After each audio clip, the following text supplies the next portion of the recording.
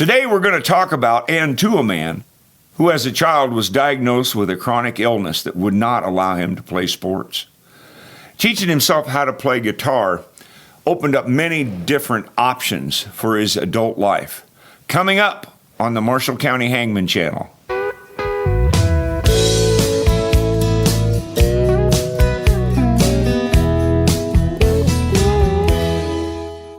At 17 years of age, this man got so good at playing the guitar, he started playing in bars.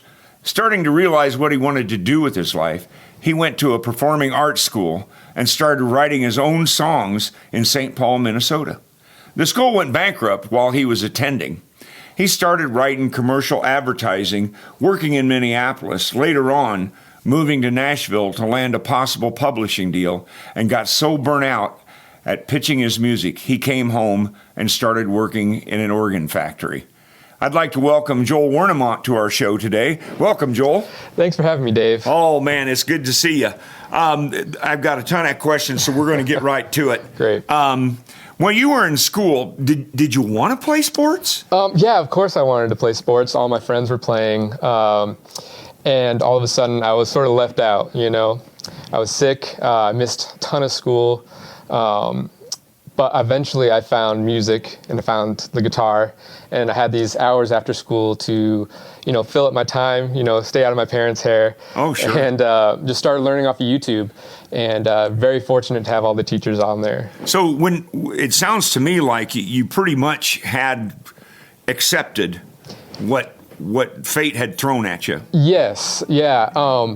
I was actually feeling relieved almost at the diagnosis.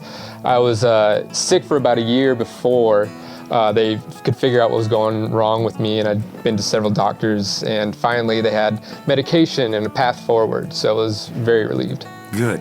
Hey, so my next question is, what made you decide on the guitar and maybe not the piano? Yeah, it's funny. We had a piano growing up. My sister got piano lessons, but of course, by the time it got to me, they had sold it.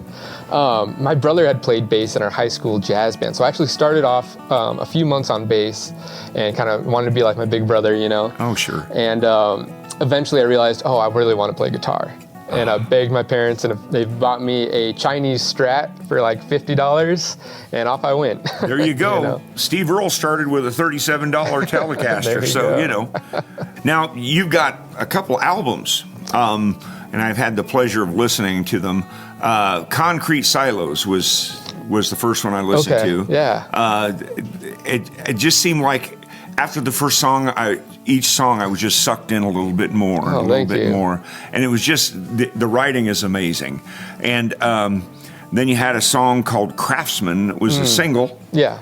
And I really enjoyed that because I could identify with that because Absolutely. I was a maintenance mechanic, and I learned how to do a lot of building and adjusting and Absolutely. fixing stuff on the fly.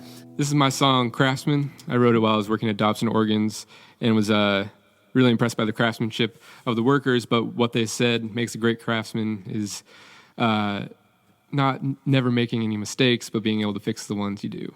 So here we go.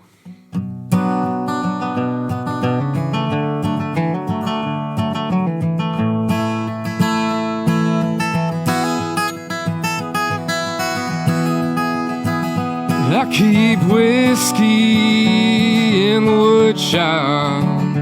I hang out with the other scraps. I know all my planes and vices. A little sawdust helps fill gaps.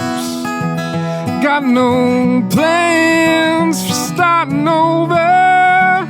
Got no plans for us at all. A wooden vase for wildflowers, bleeding heart, and fine-tooth saw.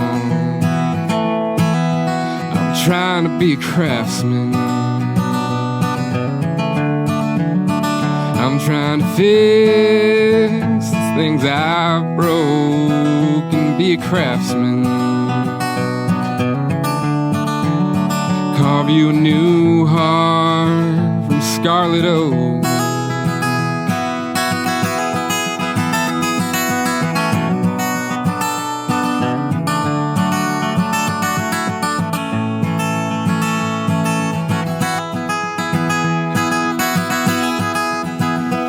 keep cigarettes by my bedside, and I count the days I've gone without.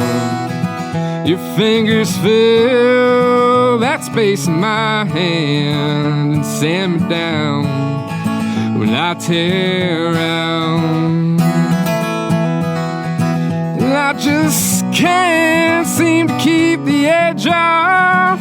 I stay sharp and I cut clean. So be careful where you put your hands, love. Don't get caught up in my machine. I'm trying to be a craftsman. I'm trying to fix the shit I broke and be a craftsman. Carve you a new heart from scarlet oak.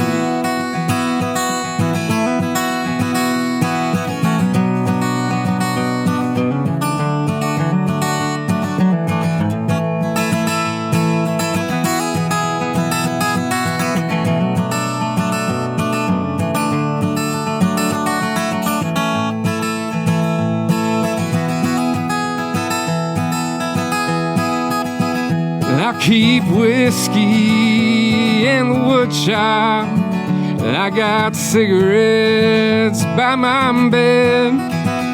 Try to make something worthwhile with the demons in my head. And I just can't seem to feel the sunlight, no matter how few clouds are in the sky.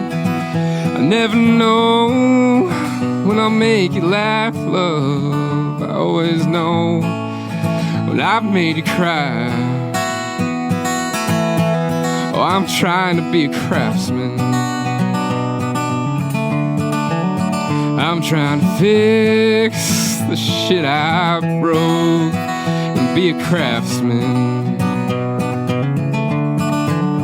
Carve you a new heart from scarlet oak.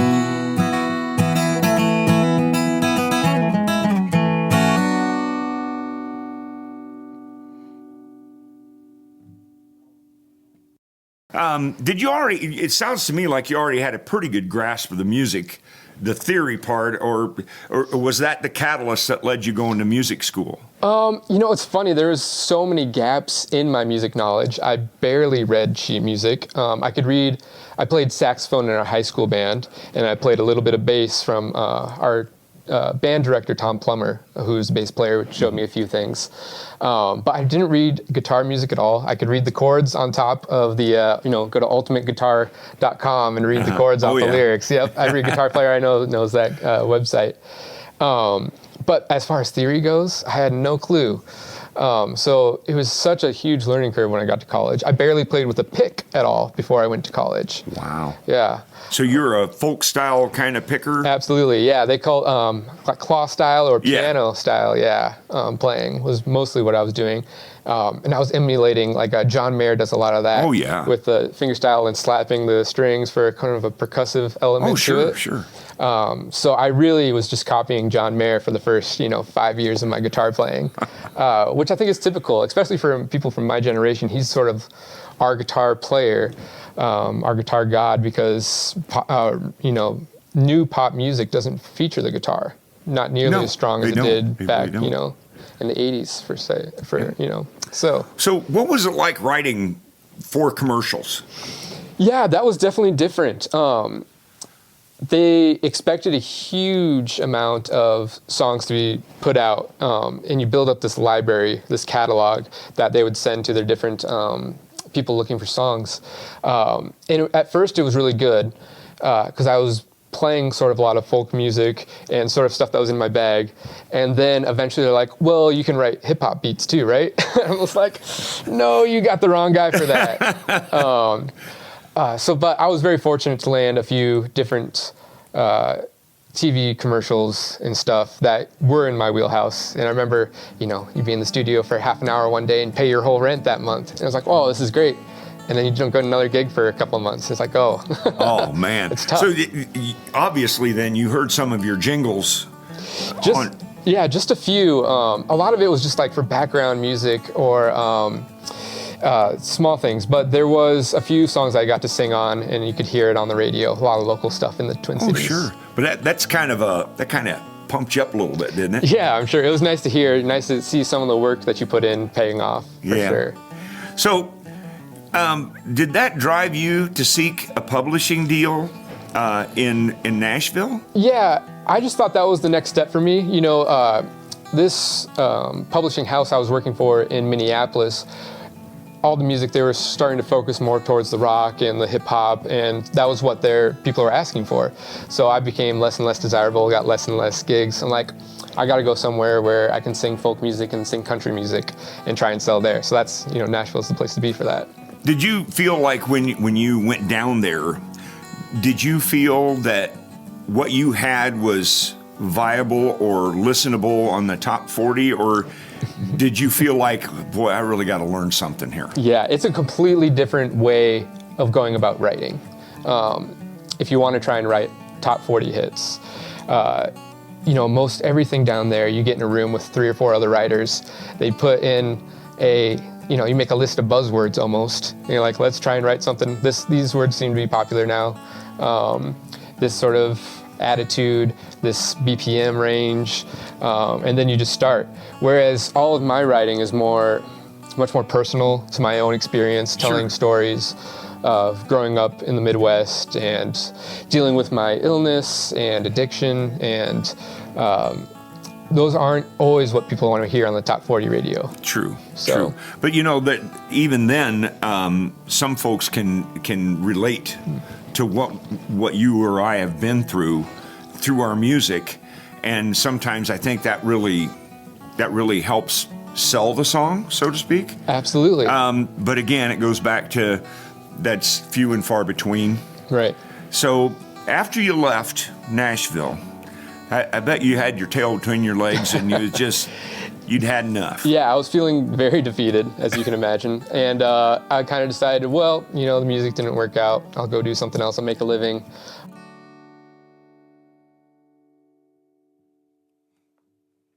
This is my song, another Heartbreak song. When I was writing down in Nashville, it seems like we were writing a different Heartbreak song every week, and eventually I got so sick of it. It's like, nobody cares that they broke up with you, man. But in the song, I kind of explore that a little bit, and a little bit of a breakup story as well. So I hope you enjoy.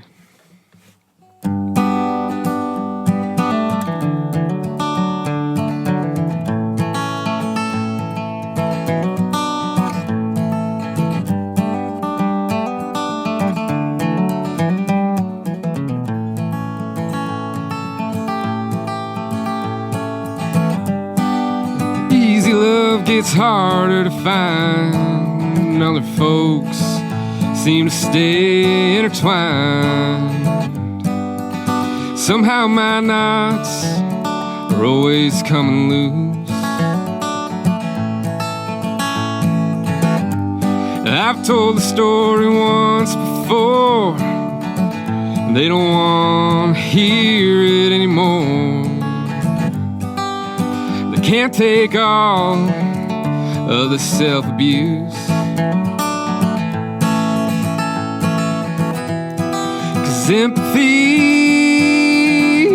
running low now, and sympathy's all gone.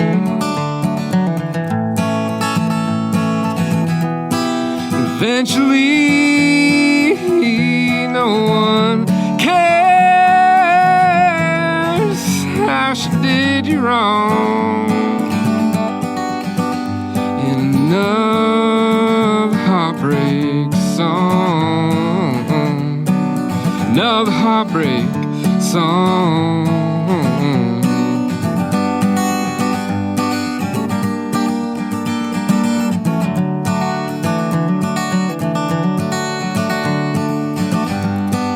Falling like a white snowflake, it's cold as strippers on a late smoke break. and I'm feeling dead inside the lion's den. There's no one to turn the lights on for. Just memorize the dark steps to your door. And I'd say it's time to start trying again. 'Cause sympathy is running low now. Sympathy's all gone. Eventually, no one cares how she did you wrong. Another heartbreak song. Another heartbreak song. Another heartbreak song.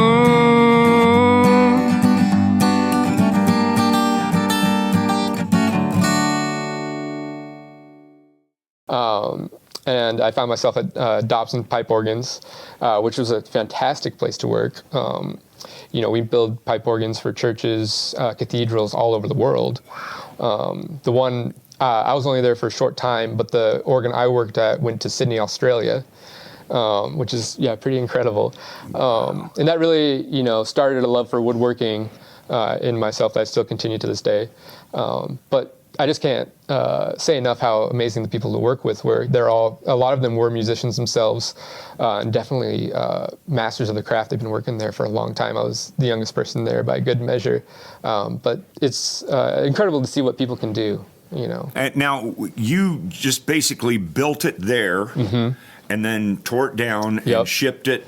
Were you the ones that actually got to put it back in? Yeah, they sent a team over to reinstall. I didn't get to go, unfortunately. I'd gotten ill at that point. But they did send a team, and it takes weeks and weeks to build these organs back up. And it's pretty incredible. That's amazing.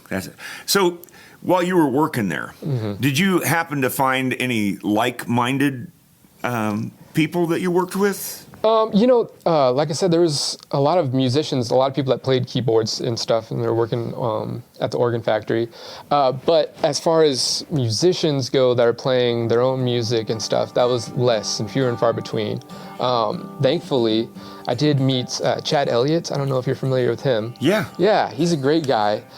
He started having songwriter circles and open mics at his art studio in Jefferson. Right. And after years of not really playing out at all, it was like, okay, maybe I can go do this, and maybe I can go meet some other musicians.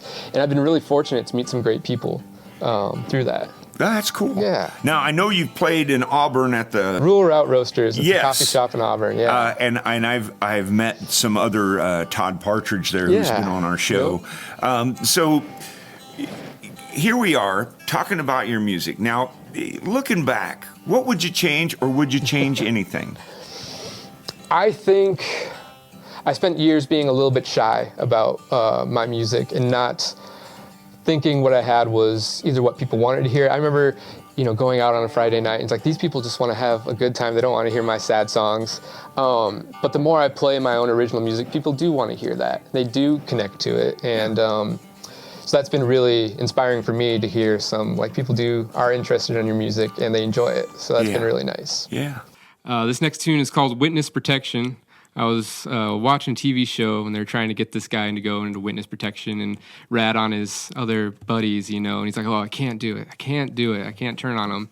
They said, no worries. We'll set you up in a new town, new job. We'll even get you a car, to go back and forth to work. We'll have, Detective Santiago pretend to be your girlfriend to get you settled in and blended into the community. I'm like, man, who do I have to rat on to get all that?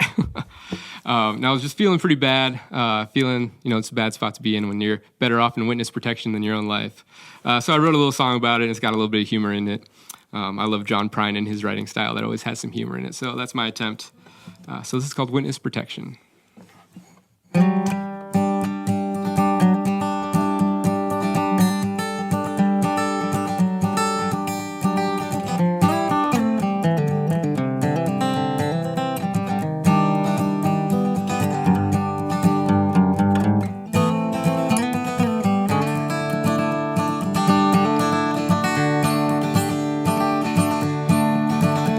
ain't got nothing, there ain't a thing to have around here. It's the kind of town where you go to disappear. There's too many people, there still ain't enough to make a friend. I've got no bridges to burn, no fences to mend. Oh, wouldn't it be nice for buried treasure or hidden gem? When folks in witness protection got someone looking for them, they got someone looking for them.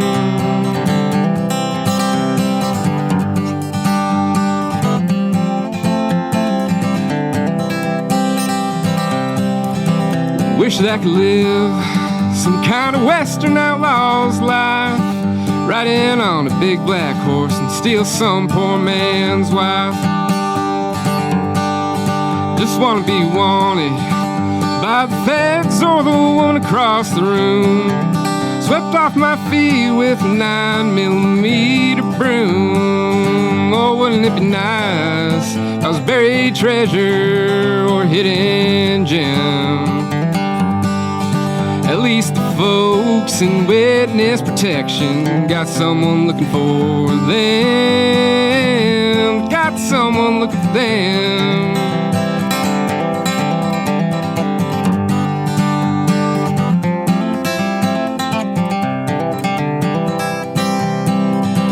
Wish that I could watch some band burn down a bar, drummers robbing joints, singer in a getaway car. Stand in front of a jury and have my stories to tell. Probably make a whole lot of friends sitting in some jail cell. Oh, wouldn't it be nice, buried treasure or hidden gem? At least the folks in witness protection got someone looking for them. They got someone looking for them.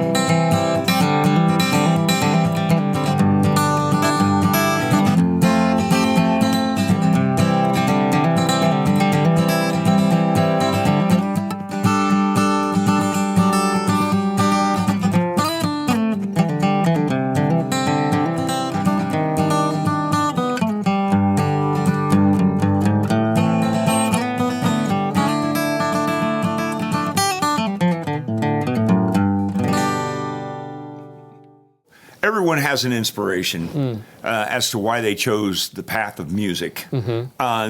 What really, I mean, was it the illness that just kind of channeled you down that road? That definitely started it. You know, throughout my experience with music is the steady, I feel like I have something to say, you know, and I have, it's almost like some people journal to get it out of them. I write songs, you know, and I needed to get them out of my head because they're driving me crazy. I refer to that as purging. Purging, yes, very much so.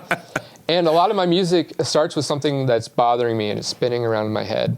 And eventually it's just, I have to write it down and get it out. Otherwise I will go crazy. So who are your influences in your music? This is, everybody has an influence. Well, it started off with John Mayer a lot. Yes. And then I heard Jason Isbell's Southeastern album. Yes. And I heard that when I was about 16 or 17. And John Mayer had a Born and Raised album that kind of shifted his pop and blues stuff to more of an Americana sound. So that was my first taste of this Americana folk music. And then from there, I got recommendations to go to Jason Isbell, who's, in my opinion, the best songwriter of our generation. Oh, I agree. Yeah. I agree. Yeah. And then I'm like, okay, well, let's see some other people around him. I saw some Ryan Adams. He was touring with him for a while, so I listened to some of his stuff. And then Tyler Childers, I'm a huge fan of him. Oh, yeah. And then for years before I was writing my own music, I was writing new lyrics to their songs and just replacing them. Oh, yeah. Because that's how I started trying to figure out this whole songwriting thing. It's like, man, how do they make this work? What kind of rhyme schemes do I need to do to make it sound like this precise? In their craft is there's no fat in any of their songs, and they're just to me so perfect. So I was trying to emulate that for a long time. Yeah, and that's tough to do. Oh, it's very difficult. It really is. When I first started, I found that I was a little windy. Yeah. And then like you say, you start trimming the fat away. Absolutely. And all of a sudden you've got a decent song. Yeah. And it seems to work. I like to think so. Yeah. So I'm going to ask you about tunings. Do you have any special tunings that you use? I'm almost all in standard. I do use drop D tuning, where I take the low string down. Sure. And then I've recently been inspired by Bob Dylan's Blood on the Tracks, which is almost all in an open E tuning. Oh, okay. So that's been interesting to play around with. I've been playing guitar for 15 or more years, 16 years now. So longer than I haven't been playing guitar. So you get a little bit burnt out on your, G, C, and D. Yep. As much as I love bluegrass music and stuff, that's what they play. But it's been really inspiring to use these different tunings and you get some different chord voicings. Oh, sure. Now, on your recordings, which I've listened to all of them, and they're amazing. They're nothing short of that. Did you play all the instruments on your music? Yeah, I did play everything. Even though I have no right to call myself a drummer or a piano player or a banjo or mandolin player for that matter, I did try and play everything. And, 40 takes later, I can get something that sounds good. Okay, now, where can we see Joel Wernimont? Well, I'll be playing at the coffee shop all June. They're going to have a little residency for me. So every Monday at the coffee shop, they do from 4 to 6. And then I'm also going to be playing in Jefferson at their Bell Tower Days. I just found out. Yeah, it's a little town festival. I think that's the 13th of June. Okay. And that's a Saturday. Now, do you have a website or? Currently, I don't have any of my music up, so you'll have to watch the podcast to hear any of my own music. Well, now, don't you have some up posted on Facebook? No, just snippets of my performance. Okay. But I'm working on getting an album together and officially getting it recorded. I've been looking at maybe Golden Bear Studio in Des Moines. Oh. So to have a full record out and released, and that'll be on YouTube and Spotify and all those good places. That'll be fun. Yes. That'll be fun. Then you had an album called Letters of Forgiveness, which I fell in love with too. Oh, thank you. And just some amazing writing. And then, of course, the last single that we're talking about here is From the Heartland. It'll be sort of the title track of my album when I ever get that finished recording. And it's a couple of short stories from some sad short stories from growing up in the Midwest and talking about abuse and addiction. Hopefully you can't relate too much, but hopefully you enjoy it. So here we go. Tales from the Heartland.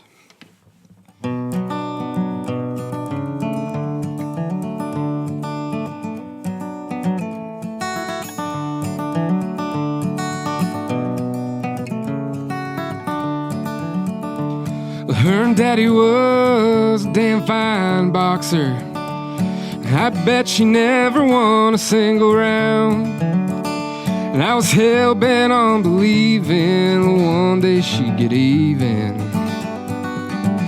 Knock that old bastard down. And her mama went and spent a couple grand fixing a smile that she don't even use.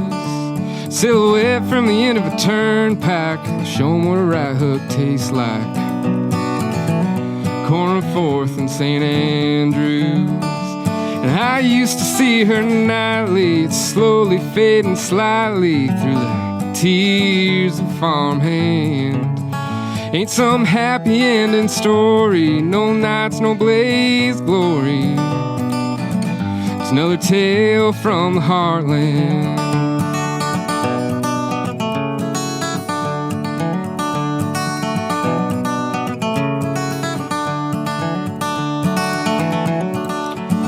I've been searching for that genie in a bottle, but it's brown liquor till the very last drop.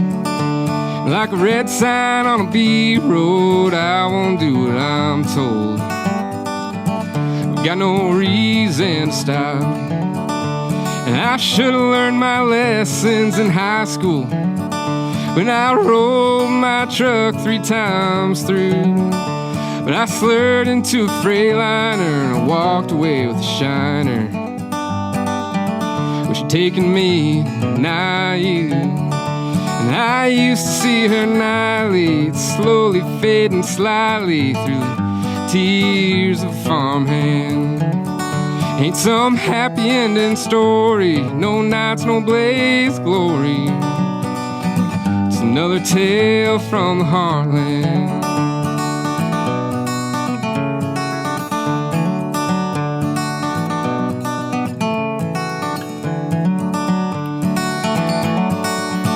Oh, I used to see her nightly, slowly fading slightly through the tears of a farmhand.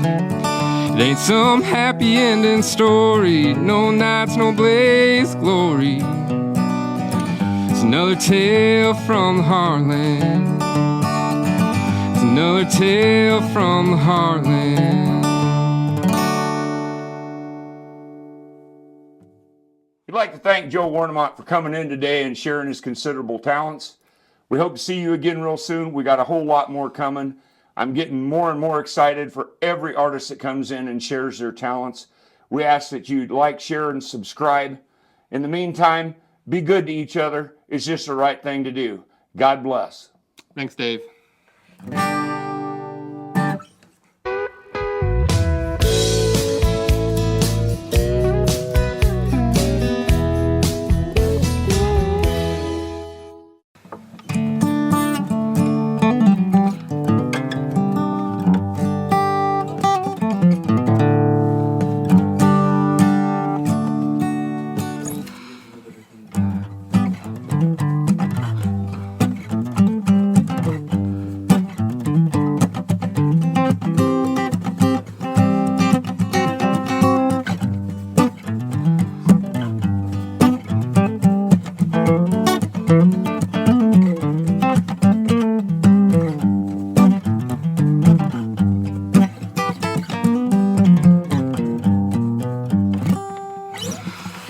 Cool. Do you guys have anybody else lined up? Thank you for watching the program today. To watch another one of our programs, just click the video on the screen now to go straight to episode 10 that featured another singer-songwriter, Todd Partridge.